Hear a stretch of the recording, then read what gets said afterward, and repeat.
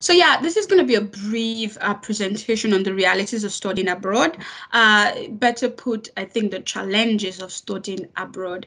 These are things that I would have loved if I had actually gotten like a little bit information about it before I came. You know, in the excitement about going to study in a different country, experience different culture and all, we tend not to actually think about the challenges that we might face. To be honest, I never thought about the challenges. I was like, I mean, Nigeria is hard enough. If I leave the shores of Nigeria, it's just going to be beautiful wherever I go. It's just going to be paradise. You know, I never for a second thought that I would face any challenges whatsoever. I thought I would just go to the university, study, do well, and that would be it. There won't be any problem, finish and get a job. And, you know, it would be a fairy tale from there on. But the truth is, when I came, the challenges stared me right in the face, and I just wasn't prepared for it. And it was horrible. And it wasn't just me. I spoke with other international students, the undergrad, the overcome these challenges. It will be better for you when you then come across them. So that's why I just wanted to share a few of the challenges, not all, just a few that I've experienced and I've asked other people and they've come across it, and how to actually navigate your way around it, how to successfully navigate your way around the challenges. Okay, so the first one is finance. Finance, it's a huge deal. Okay, for someone like me, I thought I would never have a problem with finance because I was sponsored by a company. They had paid for my school fees, they paid for my accommodation, they paid for my feeding, transportation, they paid for like a whole 1 year. Now my course was 2 years, but they paid for 1 year, and I think the school fees for the second year. So I thought I had everything. Why would I have problem with my finances? But I did end up having problem with your finances. So your finance as an international student includes your school fees. Depending if you are a graduate or postgraduate student, the school fees varies. Okay, you have to think about your accommodation. Some people choose to stay within the school, stay in the school hostel. Most people gravitate towards that because, say, if you're studying in Canada, it's usually very cold in winter. The winter is usually brutal. It was brutal the year I came. I think it got to like -50 around January or February. It was really bad. And we still had classes that day. I think -53. So some people choose to stay in the within the school hostel because they tend to be able to avoid the cold a bit more, because I think many places you go to, there are underground tunnels that leads to all those areas, to the food court, to your classes, to the admin building. There's an underground tunnel that leads to everywhere, so you can avoid the cold outside if you choose to stay within the school. So yeah, so some people choose accommodation within the school. Feeding, think about feeding. How are you going to feed? If you stay within the school, you cannot cook. No, I think, yeah, majority of the hostels will not allow you cook, so you have to buy food. So imagine paying $12 every time. $12 was the time I was there. Now with inflation, probably $15 to $20 for every meal. I mean, it will cost you money to buy even banana, apple, and they're not cheap. So that's one of the things you have to think about. Transportation, you need a pass. So even if you stay within the school, sometimes you still need to leave the school and go some places, right? You need to go, let's say you want to buy winter outfit. Let's say you want to go to church. You would need to, go somewhere, right? You need to have a means of transportation. So either you're taking the taxi or you're taking the bus. You need to pay for a bus fare and all that. That's part of your finance. And then clothing and miscellaneous. Miscellaneous like your phone. When you come, you probably need to register with the service provider here. And I think most of the time they want you to actually get a phone. They want you to buy a phone. Sometimes because maybe their SIM or whatever might not fit the phone you came with from Nigeria or Africa or whatever you're coming from. So you have to add that. And once you get a phone, you have to pay monthly bill. In Nigeria, you buy credit card, but they call it credit card. I'm confusing it with the credit card system here. It's different. You have to buy card, call card, right? Or data and stuff. But here you pay monthly for it. You have to subscribe to a plan and you pay monthly for it. That's going to be part of your spending, and you have to think about it, because sometimes it can be overwhelming. It can be a lot, you know. For me, one of my struggles was with accommodation. Okay, paying for rent every month. You don't know how expensive that's going to be. You think you have the money, but when you start removing more than $400 from the money you have to pay for rent every month, you're not paying yearly here, you pay every month. The reality just begins to sink in when you begin to see your bank statement and how your money is actually going down. The rent takes a chunk of your money. So even if you've paid your school fees, you still have to combat with rent. So that can be crazy. Feeding as well. I remember I was spending close to $200 a month for food, and that's not. Sometimes I even have to go even more than one deeply about it. These are challenges you're going to face. What are you going to do to prepare yourself to handle the challenges of finance when you choose to study in any country at all? These are possible solutions to the financial challenges that I could come up with, and I felt like I did ask a few people as well, and these are actually the best possible ways to deal with it. The first thing you can do is you can change your school or your course. So say you decided to study in a private university, and while you're there, your first semester, you see that it's not possible. Let's say maybe your parents were paying your school fees before and they're now experiencing some financial setbacks. What can you do at that time? You can choose to change your school, okay? If you are at the University of Manitoba, say for example, you can move to University of Winnipeg. There might be a change in prices, in the school fees. I mean, if you were studying in a particular province, you can decide to change to a different province. So you were studying in Toronto, and school fees, of course, is usually way higher there, and the cost of living is way high. And so what do? You can choose to go back to a different province, like Nova Scotia, Manitoba, Saskatchewan. That tend to be cheaper because people avoid those areas because it's usually colder than the other ones. So you can change your school or you can change your course. If you wanted to study nursing before, let's say you put in for nursing and you see that you can't pay the school fees, you can change to, say, nutrition, okay, or you can change to study, say, social works or something. Anything that can help you cut down your expenses would be good. It's better to change than to stay there and not pay the school fees, because I can tell you what will happen if you don't pay your school fees. It's a crazy journey. I'm going to discuss it, but a little bit later. Another thing you can do is get part-time jobs. Get part-time jobs as soon as possible. See, even if you think you'll never run into financial challenges, get part-time jobs at least for the experience. Get it before you start experiencing problems, before you start experiencing financial challenges. Try to get a job as soon as you start your classes. Once you've gotten acquainted with your professors and the classes you need to take, immediately start to look for part-time jobs, whether within the school or outside the school. If you're getting a job within the school, I think you can work for more than 20 hours a semester. But if it's outside school, you have to limit it down to 20 hours per week. In a semester, especially when classes are still going on. During the summer, you can work even more hours. You can work like 40 to 50 hours if the law actually allows. So please get part-time jobs immediately you get there. Another thing is get cheaper accommodation. I remember when I started, I got an accommodation outside school, and I met a Nigerian lady studying agriculture. I remember advising her, like, it's better if you get an accommodation outside school. And she was like, I don't want to deal with the cold. I want to be within the school. I want to save myself, the stress of traveling or getting transportation and dealing with having to wait for the bus when the weather is like -20. So she said she wanted to stay in the school hostel, and I think it cost so much, and she stayed. Now she had to pay huge amount of money for the accommodation and still needed to pay for feeding as well, and it wasn't a joke. I think at some point she had to limit the numbers of the number of times that she would eat in a day just to save cost.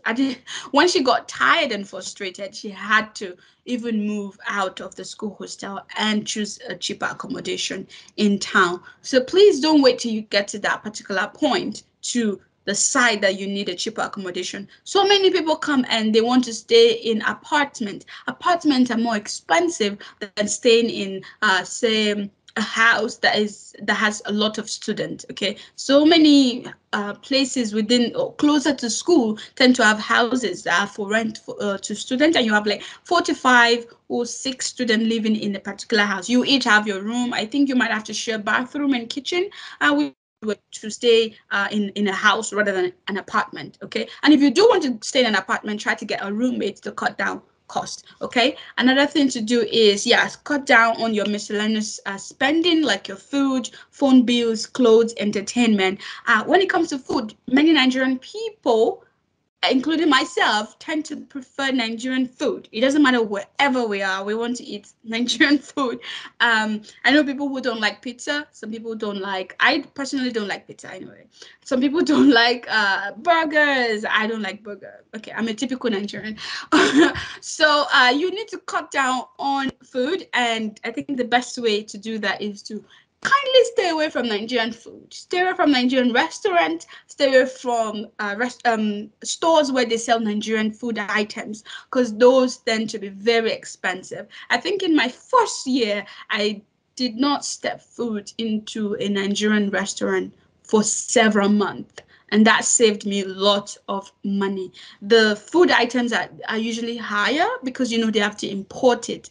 The prices, are usually higher because they have to import all those food items. And so it'll be better for you to buy normal food outside. You can prepare jollof rice with the tomato and although the taste will be different. The taste of the chicken, the banana, the plantain, and the beef is like, so I don't know how to say it.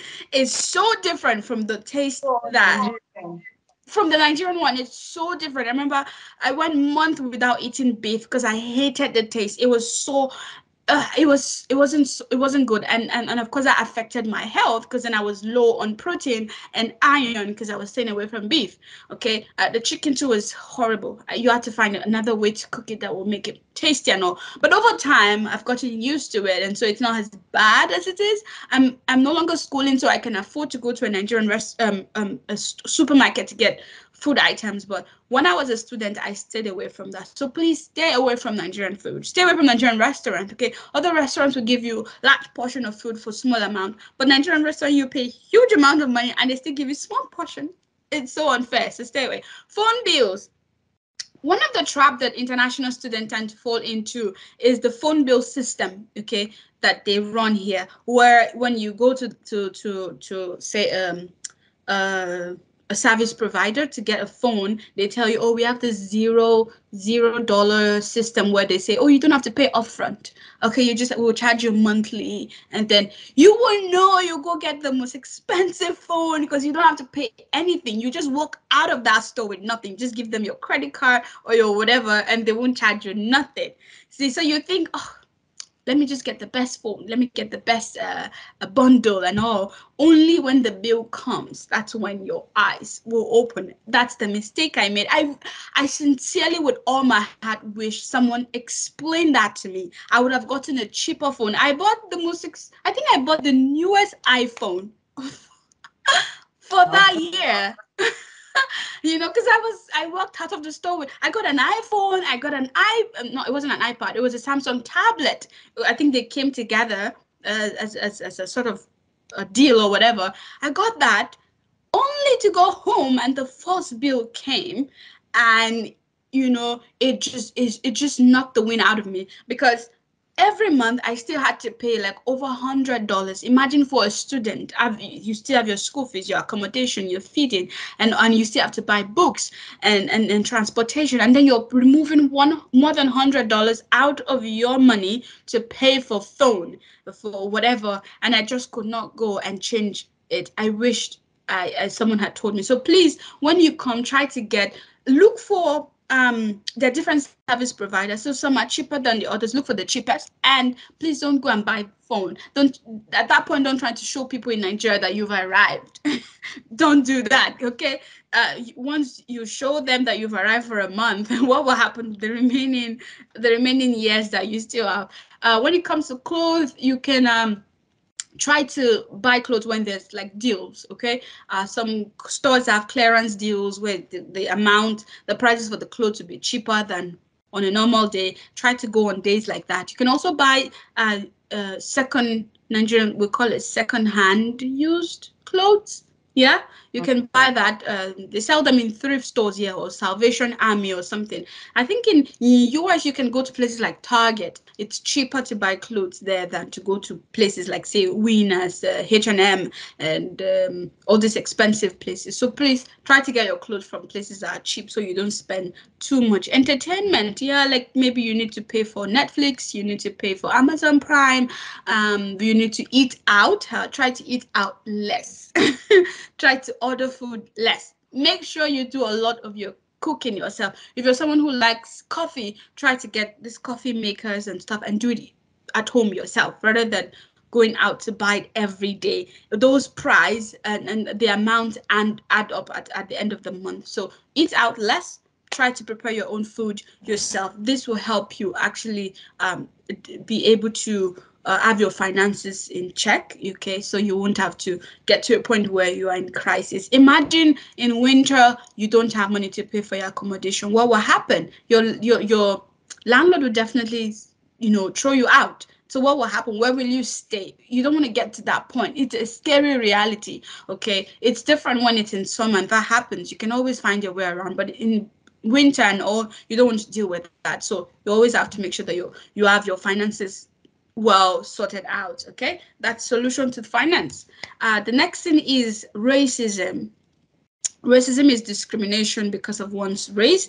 I was a little bit reluctant about putting this as a second because I did not actually experience this a lot, but I was told that my male counterpart that they tend to experience this more. So people direct racism towards men more than they do towards women.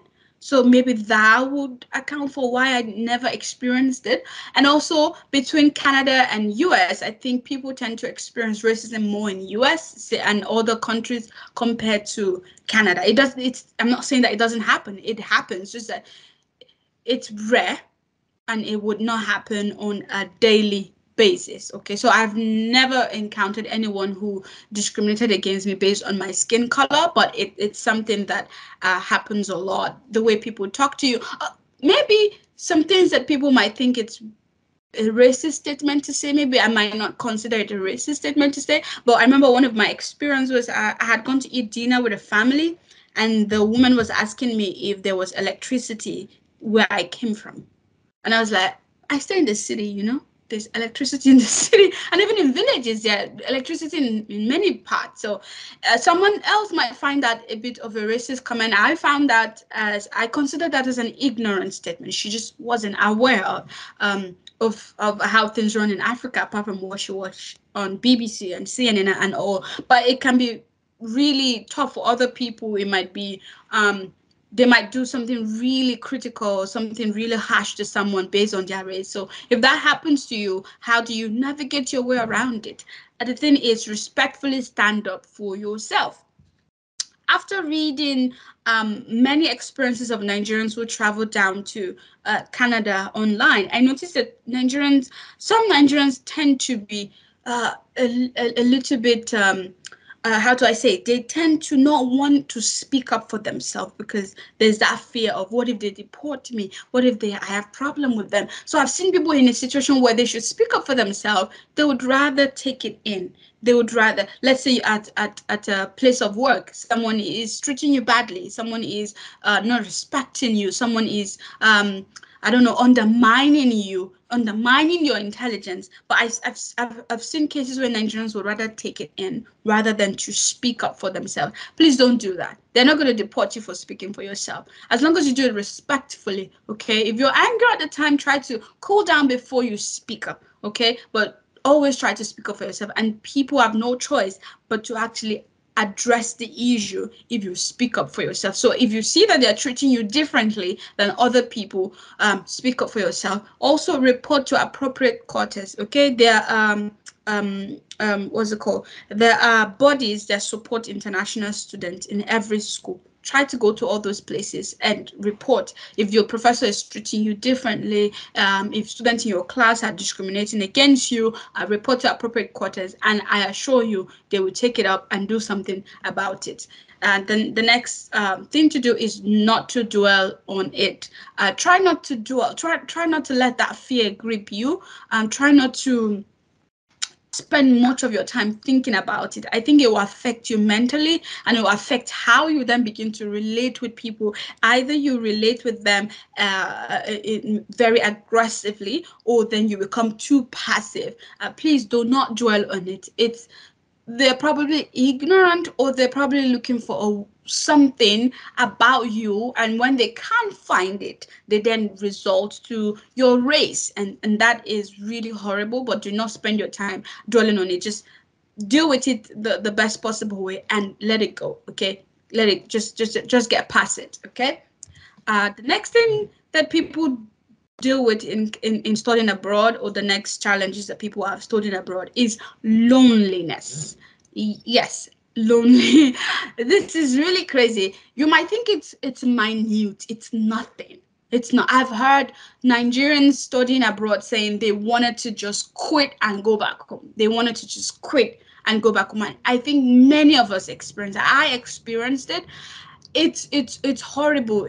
And this loneliness sometimes leads to depression. You might never have experienced depression in your home country before. There's a high chance you might experience it here, not because you intentionally want to, but loneliness and homesickness can sometimes push you into depression. Okay, what do you do in that case? Stay connected with your family and friends. Please beg them if possible, like, please always check up on me. Try your best to check up on me. Sometimes I'm always on my phone seeing if someone from Nigeria is going to call me, or should I call someone. It's really important. Okay, just someone to share your day with is important. And why is that? You might be like, oh, you can make friends here, you can connect with other people here. It's not easy.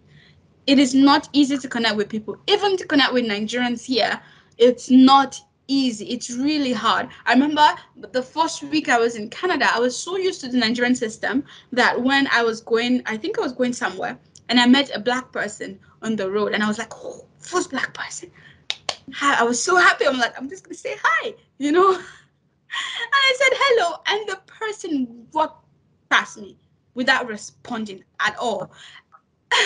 You know, I was mad. I was livid. Like, why will you not answer? But then that's a Nigerian thing. You meet people on the bus, you talk to them, and they talk back. You meet people, kindly try to stay connected with your family and friends. It will take you a while before you can connect with other people here. So do that. The second thing is make friends with other foreigners. I discovered that it was harder to make friends with the indigents of here, the people who are whose nationality is Canada and stuff. It's harder to make friends with them than it is to make friends with people, say, from China, Korea, Bangladesh, Iran, Kuwait, and all that. It was so easy to make friends. It was like our experience was a bit relatable compared to if I was speaking with a white person. I might say, or a Canadian or an American or whatever.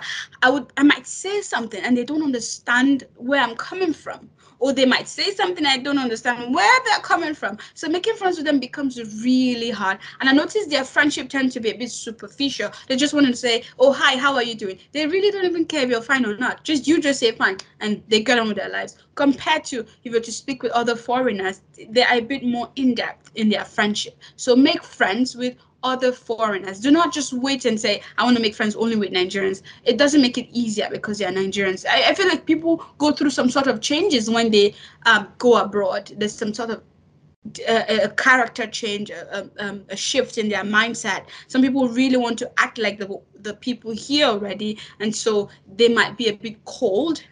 They might not be receptive towards you. So make friends with other foreigners. it will help you out. And the next thing is to go out for movies, road trips, skiing, camping, anything fun. Don't just be all about studying. Yes, if you do that all the time, you then start to get either bored or get depressed or get lonely or start getting homesick. But if you go out and do things for fun, okay, go out. If your friends are going to watch a movie, please go. If they're going for road trips, if you have the money to pay, go. If they're going for skiing, camping, whatever it is, just go. If they're going to the beach, go with them. Okay. I'm not saying hang out everywhere they're going. There's some places you would not want to be at. I remember in my department they would want to go out for a drink or whatever. I don't drink, and I'm not good with being around people who do it either. So I tend to turn that one down. And the funniest thing is, people actually invite you more to do things that you don't want to do than invite you to do things that you want to do. It's crazy, but if you do find people that invite to do things that you think you have interest in and you can do it, kindly go out with them. It will help reduce how homesick you are and how lonely you are. And with time, you'll finally make friends with people, but it will never be like Nigeria. The experience will never be the same, of course, but this will help you anyway. The next thing is, I think this is the last, language barrier and cultural differences. Yeah, there's cultural differences between you and the country where you go to study. So that sometimes can be a bit tricky to navigate your way around. I remember, I think I read on Naira Land somewhere how certain Nigerian student, was it in US or something, they were so used to helping professors in Nigeria hold their bags. And I read of a guy who walked up to his professor in US and grabbed his bag. And I wanted to help him take it to the office, and the man was taking our back. The man was so shocked, like, what are you doing? Are you trying to rob me or something? So please be careful of that. Or we're so used to having to bow when we're greeting someone who's older, or saying sir to people, or putting Mr. in front of people's name, Mr. and Mrs. Some people just want to be addressed by their first name and all. So be careful about that. Also, language barrier. Okay, people who are coming from, let's say, French-speaking countries, African countries, might have a problem dealing with a shift, because many areas or many countries, especially developed countries, might be in English-speaking countries. So there might be a bit of problem adapting to that. That's something to actually be aware of. But even when you are a Nigerian and you studied in English in Nigeria, there's still a bit of enunciate their words, and also that you can understand it. And even when foreigners go down to Nigeria, they speak in such a way that Nigerians will understand it. It's different when I came here. I remember when I came here, I think I went to order food somewhere, and the person attending to me, when she was speaking, I knew she was speaking English, but I didn't hear a word of what she was saying. It was like she was rambling. And I remember even in classes, sometimes we do, for master student, we have like 3 hours classes, and it can be exhausting. So I would want to chew gum. My first 2 weeks or 3 weeks, if I chew gum while my professor is speaking, I will not understand a word he's saying. I need to be still to understand what he was saying. And the frustrating thing wasn't just about listening, it was also about speaking. Okay. So I would speak in class, and they would not understand what I'm saying. I would say a word, and it's an English word, and they would still be saying, what is that? What is that? What is that? So I noticed that the way our phonetics and stuff is a little bit different. I think one of the places the word I had challenge was with the hormone. In Nigeria, we say adrenaline. It's one of the hormones in the human body. Would say adrenaline. So I remember talking to someone, I was saying, oh, the hormone adrenaline. I was like, what? It's like the hormone adrenaline. And he just wasn't getting what I was saying.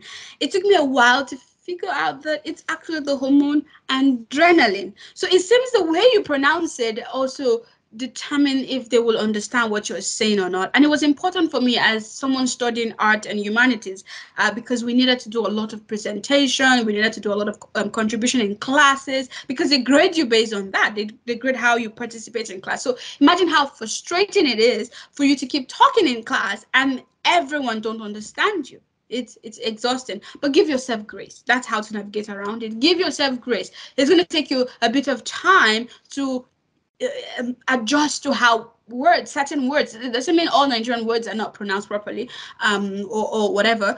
It's just that it will take a little bit of time to adjust. Because for me, I noticed that there's some ways there's some words we use because we were colonized by Britain.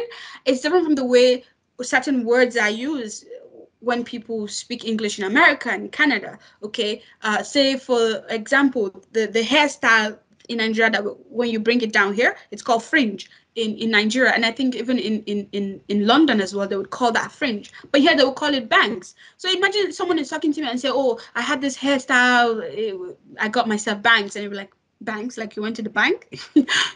So give yourself grace, give yourself time. You would adjust, and also try to practice as well. Try to practice and see if there are certain words you're pronouncing that are not right. Okay, and try to pronounce it better. Okay, it will help. My sister-in-law, I think, she did mention, she worked in the service, in the food service industry. So when she's trying to tell someone the amount of something, I think the amount she tended to struggle was 18. She would say, I don't know how she would say it, but they would not understand it. They would think she's saying a different amount of an amount entirely, and it took her time to try to perfect how to say that number so people could get it. So try to give yourself time and also practice as well. And that, of course, comes to the end of the few challenges I wanted to discuss about that you would most likely encounter when you study abroad. Thank you.